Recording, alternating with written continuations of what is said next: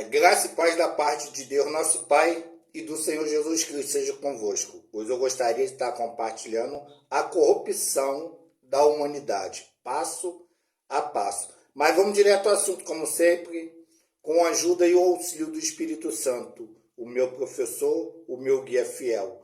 A corrupção humana começou quando o casal Adão e Eva deu ouvido e crédito o que dizia a serpente, o diabo. Satanás é um rebelde. Observação. A árvore da vida, que estava bem no centro do jardim, a intenção de Deus era que chamasse a atenção do casal. A árvore da vida representa Deus em forma de alimento. Caso o casal comesse da árvore da vida, Deus não estaria somente fora do homem, mas dentro do homem. O casal dentro de Deus. Isso é plenitude, a vida eterna, gozo completo. Mesmo que Deus quisesse que o casal comesse da árvore da vida, Deus jamais poderia obrigá-lo eles comer. A escolha de comer ou não comer da árvore da vida só compete o casal e mais ninguém. Mas a questão da árvore do conhecimento do bem e do mal, existia uma ordem explícita que não poderia comer dela de forma nenhuma. Observação: a árvore proibida representa Satanás em forma de alimento. Uma vez que o casal comesse do fruto proibido, Satanás, que estava fora do casal, entraria dentro do casal. E com essa consequência, o DNA dos seres humanos seria corrompido com o pecado e com a morte, que é a separação de Deus eternamente. A consequência da desobediência do homem gerou o pecado e a morte, tanto física como espiritualmente. Mas nem tudo estava perdido, havia uma promessa.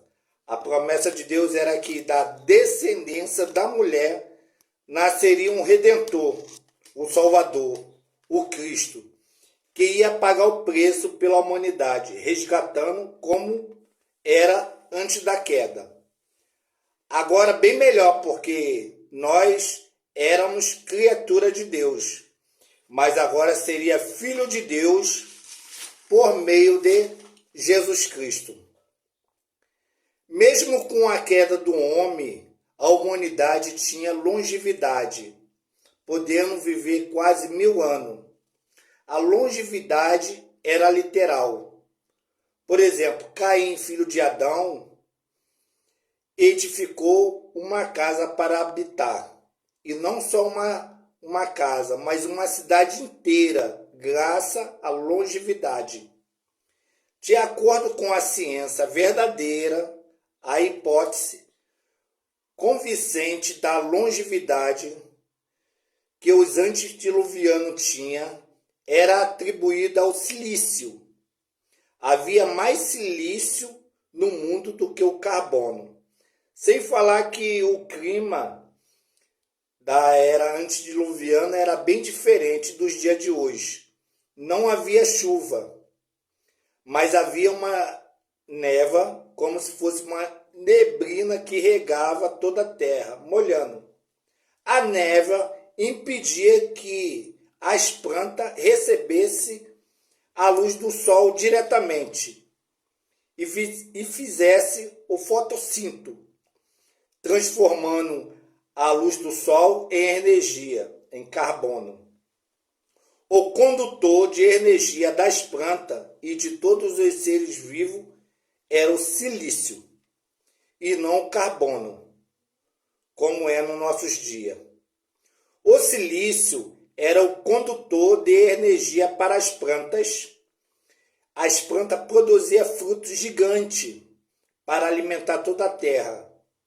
É por isso que os antediluvianos, além de ter longevidade, os animais e as plantas e os seres humanos eram de grande estatura. O silício e o oxigênio era em abundância e pouco carbono, diferente dos nossos dias, que são o verso: mais carbono, menos silício. Hoje, o silício alimenta todas as redes de computadores e a IA, inteligência artificial. No período dos antediluviano, alguns anjos insurgiu-se contra Deus, como relata Judas capítulo 1. Eles abandonaram seus serviços ministeriais e suas moradas para lhe impor a Deus, tornando adversário, usurpando o trono de Deus, casando com as filhas dos homens, perpetuando a sua genética angelical no DNA dos seres humanos. Os híbridos era a relação que tinha a natureza humana com a natureza angelical. Eles eram conhecidos como os homens de fama, lembra de atores e cantores e etc, né? Então, estão nos estrelatos. Eles também eram conhecidos como os heróis de guerra. Hoje nos lembra Batman, Super-Homem, etc.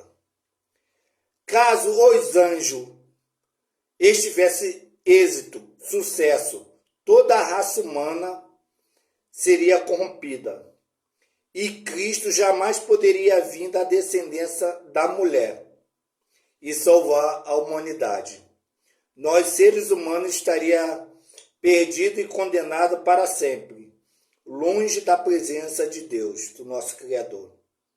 Essa foi uma das razões por que Deus destruiu e resetou o mundo antigo, preservando Noé e sua família. Todos os híbridos, como toda a geração que tinha fôlego de vida, morreram no dilúvio. Só sobreviveu quem estava na arca. Os anjos caídos, que insurgiu contra Deus, foram presos em prisão eterna até os dias de hoje, aguardando o dia do juízo, do julgamento final. E logo após o dilúvio, a expectativa dos anos dos seres humanos diminuiu severamente. Por exemplo, Abraão foi contemporâneo de Noé, vivendo no mesmo tempo. Noé morreu com 950 anos, farto de dia. Abraão morreu com 175 anos, infarto de dia. Então eu quero agradecer minha rica oportunidade em nome do Senhor Jesus Cristo, aquele que vive, aquele que reina para todo sempre. Amém.